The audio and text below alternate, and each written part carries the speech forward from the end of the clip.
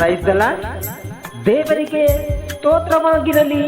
ಈ ದಿನದ ದೇವರ ವಾಗ್ದಾನ ಕೀರ್ತನೆ 23ನೇ ಅಧ್ಯಾಯ 4ನೇ ವಚನ.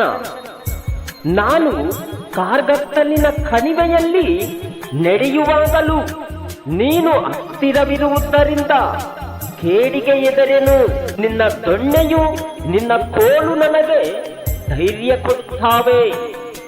ಆಮೆನ್.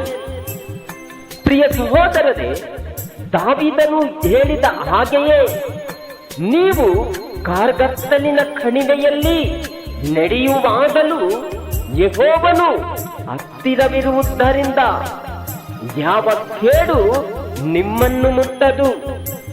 ಏಕೆಂದರೆ ಪರತ್ಪರನನ್ನು ನಿವಾಸ ಸ್ಥಾನ ಮಾಡಿಕೊಂಡಿದ್ದೀರಲ್ಲ, ಯಾವ ಕೇಡು ನಿಮಗೆ ಸಂಭವಿಸದು. ಉಪದ್ರವವು ನಿಮ್ಮ ಗುಡಾರದ ಸಮೀಪಕ್ಕೂ ಬಾರದು.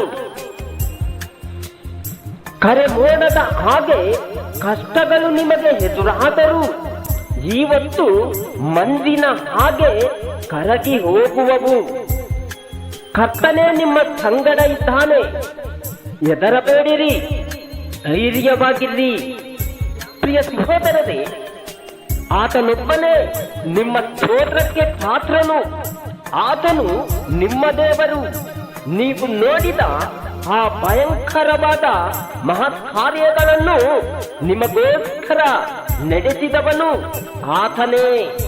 ಹೌದು ಪ್ರಿಯ ಸಹೋದರರೇ, ನಿಮ್ಮ ಚಿಂತೆ ಭಾರಗಳನ್ನೆಲ್ಲ ಆತನ ಮೇಲೆ ಹಾಕಿ ನೀವು ಪ್ರಾರ್ಥಿಸುವವರಾಗಿರಿ.